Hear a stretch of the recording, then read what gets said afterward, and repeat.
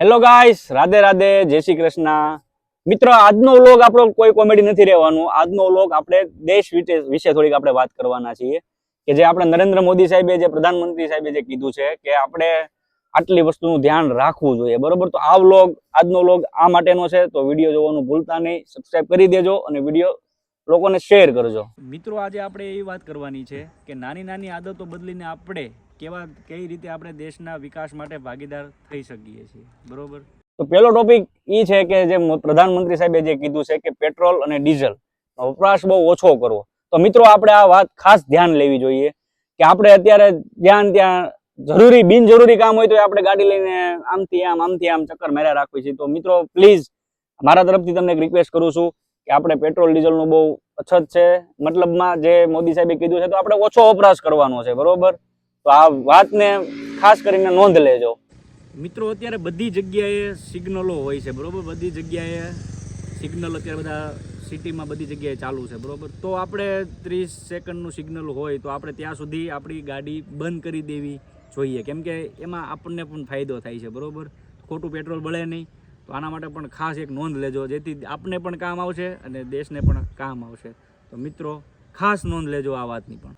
મિત્રો, બીજી વાત એ છે કે આપણે અત્યારે આપણા વાહનોનો બહુ ઓછો ઉપયોગ કરવાનો, મતલબમાં સરકારે આપણે બધી જે સુવિધા આપી છે, મેટ્રો ટ્રેન છે, સિટી બસ છે, બરોબર. આ બધી જ સરકારે આપણે સુવિધા આપી છે. તો બનતી કોશિશ છે જે લોકોને શક્ય હોય એ બધા એ વાહનોનો ઉપયોગ કરી શકીએ છીએ અને આપણા વાહનોને ઓછો ઉપયોગ કરો, જેથી આપણું પેટ્રોલ ડીઝલનો બચાવ થાય. એ આપણા માટે પણ સારું છે અને દેશ માટે પણ સારું છે, બરોબર. તો આ વાતને ખાસ પણ બધા નોંધ લેજો. તો મિત્રો, ત્રીજો ટોપિક આપણો એ છે કે જે નરેન્દ્ર મોદી સાહેબે જે કીધું છે કે સોનું આપણે 1 વર્ષ સુધી ખરીદવાનું નથી. સોનું એટલે કે ગોલ્ડ, બરોબર. તો આપણે આ વાતને પણ ખાસ નોંધ લેજો. તો કે બધા તો ન ખરીદતા હોય, કેમ કે અત્યારે સોનાનો ભાવ પણ બહુ ઊંચો છે. પણ જે લોકો ખરીદતા હોય, જે ઇન્વેસ્ટ હાટું જે ખરીદતા હોય, એ લોકોને પણ બધાને નમ્ર વિનંતી હું કરું છું કે 1 વર્ષ સુધી મોદી સાહેબે કીધું છે તો આપણે એની વાતને ખાસ નોંધ લેજો કે આપણે સોનું ખરીદવાનું થતું નથી, બરોબર.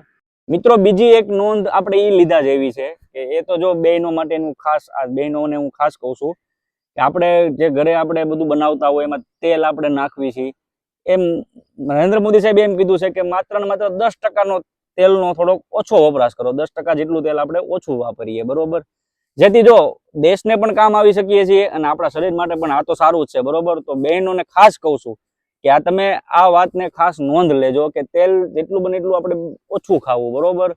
મિત્રો, બીજું કે મોદી સાહેબે કીધું છે કે વર્ક ફ્રોમ હોમ. તો જે લોકોને શક્ય હોય, જો બધાને તો શક્ય ન હોઈ શકે, પણ મોદી સાહેબે કીધું છે કે જે લોકોને શક્ય હોય વર્ક ફ્રોમ હોમ કરવાનું, તો એ લોકો વર્ક ફ્રોમ હોમ કરી શકે છે, બરોબર. જેથી બધી રીતે બચત થઈ શકે છે એ લોકોને. તો પ્લીઝ આ પણ વાત ખાસ નોંધ લીધા જેવી છે, તો આ પણ લેજો, જેથી આપણે પેટ્રોલ ડીઝલનો પણ ઓછો ઉપયોગ થાય, બરોબર. એમના માટે પણ તો આ વાત પણ ખાસ નોંધ લેજો. બીજું મિત્રો, એ કે આપણે વિદેશી પ્રવાસ ટાળો.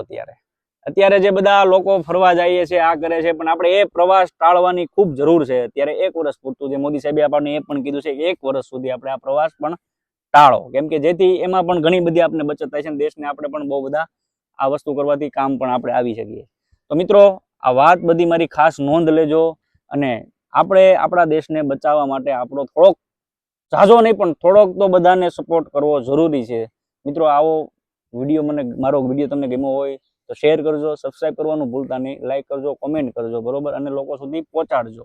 અને બીજી વાત એ કે દેશ માટે તો આપણે જ કામ આવવાનું રહેશે અને આપણે જ કામ આવશું. મિત્રો, વાત સાચી લાગી હોય તો સબસ્ક્રાઇબ કરવાનું ભૂલતા નહીં, લાઈક કરવાનું ભૂલતા નહીં અને કોમેન્ટ કરવાનું ભૂલતા નહીં.